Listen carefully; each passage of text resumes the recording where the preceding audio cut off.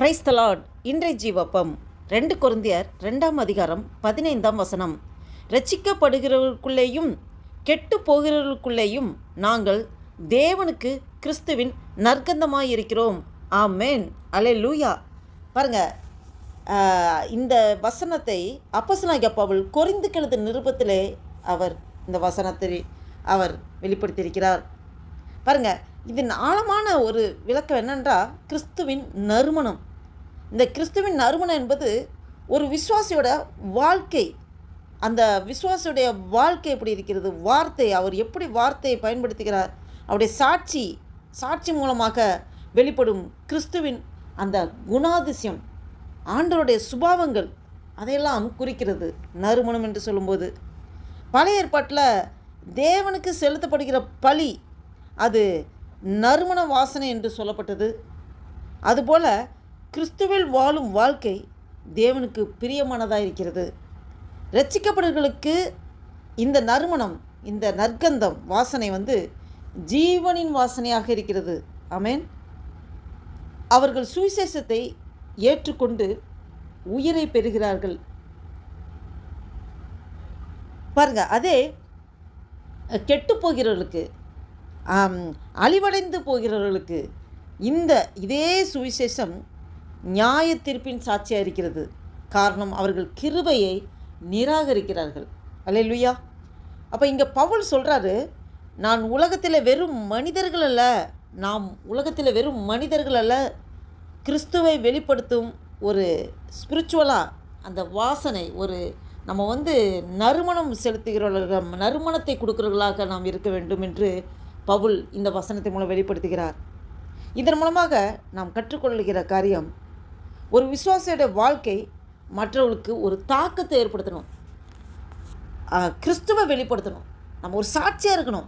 நாம் நமக்காக வாழக்கூடாது, பிறருக்காக வாழணும், ஒரு தாக்கத்தை ஏற்படுத்தணும்.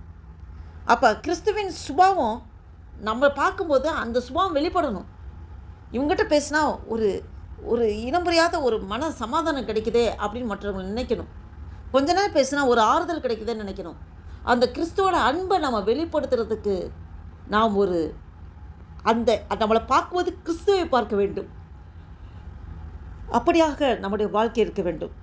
சுவிசேஷம் ஒருவருக்கு ஜீவன், மற்றவருக்கு நியாய தீர்ப்பின் சாட்சியாக, அதாவது நீதியின் தீர்ப்பின் சாட்சியாக இருக்கிறது. தேவன் நம்மை தமது மகிமையை வெளிப்படுத்தும் நறுமணமாக தேவன் பயன்படுத்துகிறார். ஆமென். ஆண்டவருக்கு, அவர் இப்போ ஆவி நிலையில் இருக்கிறார், அவருக்கு ஒரு சரீரம் வேணும்.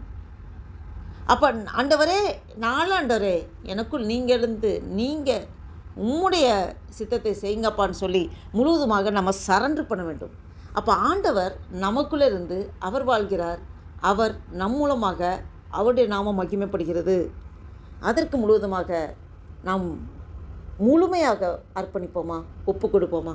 இதை கேட்டுக்கொண்டிருக்கிற என் அன்பு தேவ பிள்ளைகளே, உங்களோடும் என்னோடும் ஆவியோடு பேசிக்கொண்டே இருக்கிறார். இதன் மூலமாக நாம் கற்றுக்கொள்கிற காரியம், இனி நானல்ல ஆண்டவரே, எனக்குள் கிறிஸ்துவே நீர் வாழ்கிறீர். நான் என்றோ சிலுவையில் அறையப்பட்டாயிற்று, இனி நான் வாழ்வது உமக்காக ஆண்டவரே, உம்முடைய ஊழியத்தை செய்வதற்காக. என்னுடைய சுய சித்தமோ சிந்தனைகளோ சுபாவங்களோ எதுவுமே இல்லை ஆண்டவரே, எனக்குள்ளே நீங்கள் வாழ்ந்து கொண்டிருக்கீங்கப்பா, உம்முடைய நாம் மட்டும் மகிமைப்படட்டும் என்று சொல்லி முழுமையாக அர்ப்பணிப்போமா? நாம் கிறிஸ்துவின் நற்கந்தமாக இருக்கிறோம், கிறிஸ்துவின் நறுமணமாக இருக்கிறோம். நாம் அந்த நறுமணம் எல்லா இடத்துல, நம்ம ஒரு போகிற இடத்துல எல்லா இடத்துலையும் வீசும். இது எங்கேருந்து வருது இந்த நறுமணம்? எல்லாம் அந்த வாசனை இருக்கிற இடத்துக்கு ஓடி வருவாங்க. அதுபோல தான் நாம் கிறிஸ்துவை மட்டுமே நாம் வெளிப்படுத்துகிறவர்களாக இருந்தால் நம்மளை தேடி அநேகர் நம்மிடையில் வருவார்கள். நாம் ஆண்டவருக்கென்று சாட்சியாக அநேகரை கிறிஸ்துவுக்களை வழி நடத்துகிற ஒரு பாத்திரமாக ஆண்டவர் நம்மளை உபயோகிக்க ஆரம்பித்து விடுகிறார். இதற்கு நாம் முழுமையாக அர்ப்பணிப்பு, நம் சுயம் சாக வேண்டும். நமக்குள்ளே இருக்க எல்லா பெருமைகள், அகந்தைகள் எல்லாத்தையும் எடுத்து போட்டு, ஆண்டவரே, ஆண்டவரே, எனக்குள் நீங்களே வாழ்கிறீங்கன்னு சொல்லி முழுமையாக நம் ஆண்டவர் அண்டையில் நம்மை முழுமையாக ஒப்பு கொடுப்போமா? இந்த சிந்தையோடு ஒரு புதிய நாளைக்குள் ஆண்டவர் நம்மளை நடத்தி கொண்டு வந்திருக்க தேவனுக்கு நன்றி செலுத்தி ஆண்டவர் நோக்கி பார்த்து ஜெபம் செய்வோம். அல்லேலூயா. நன்றி தகப்பனே, நன்றியோடு துதிக்கிறோம் ஆண்டவரே. துதிகளை மத்தியில் வாசம் செய்கிற தேவனே, உம்மை நன்றியோடு துதிக்கிறோம் ஐயா. அல்பம் உமைகமனரே உம்மை துதிக்கிறோம். சர்வ சிருஷ்டிகரே வியாபிகரே உம்மை துதிக்கிறோம் ஆண்டவரே. வாழாக்காமல் தலாக்குறையை உம்மை துதிக்கிறோம். கீழாக்காமல் மேலாக்குறையை உம்மை துதிக்கிறோம். நன்றி தகப்பனே, இந்த வேத வசனத்தின் மூலம் நீர் எங்களோடு இடைப்பட்டீர் ஆண்டவரே. நன்றி அப்பா, நன்றி தகப்பனே. ஆண்டவரே, எங்களுக்குள்ளே அப்பா இருக்கிற கிறிஸ்துவை நாங்கள் அநேகருக்கு வெளிப்படுத்த ஆண்டவரே எங்களை முழுவதுமாக ஒப்பு கொடுக்குற ஆண்டவரே. இந்த 2026 வருஷத்தின் 5வது மாதமாகிய மே மாதத்தின் 21ஆம் தேதியை காண கிருபை செய்த தேவனே, உமக்கு கொடாடி ஸ்தோத்திரம் ஐயா. நன்றி தகப்பனே. அப்பா, எங்களை கொண்டு நீர் என்ன செய்ய சித்தம் தீர்மானம் வைத்திருக்கிறோ உம்முடைய சித்தத்தைப்படி நடத்துங்கப்பா. இதுவரை நீர் எங்களை நடத்தி வருவதற்கு நாங்கள் எம்மாத்திரம் ஆண்டவரே எங்களே முற்றிலுமாக தாழ்த்தி ஒப்பு கொடுக்கிறோம். இந்த ஒரு புதிய நாளைக்காக நன்றி செலுத்துகிற இந்த புதிய நாளில் கைட்டு செய்கிற எல்லா வேலைகளும் ஏசப்பா உம்முடைய கரம் கூடந்து நடத்துகிற கிருபைக்காய் ஸ்தோத்திரம். அப்பா, இந்த வீடியோவை கேட்டுக்கொண்டிருக்க பார்த்து கொண்டிருக்க ஒவ்வொருவரையும் பேர் பேராக ஆசீர்வதிங்கப்பா. ஒவ்வொருவரையும் அவங்க குடும்பங்களை, சொந்த பந்தங்கள் எல்லாரையும் ஆசீர்வதிங்க ஆண்டவரே. செய்கிற வேலை செய்கிற ஸ்தலத்தை ஆசீர்வதிங்க.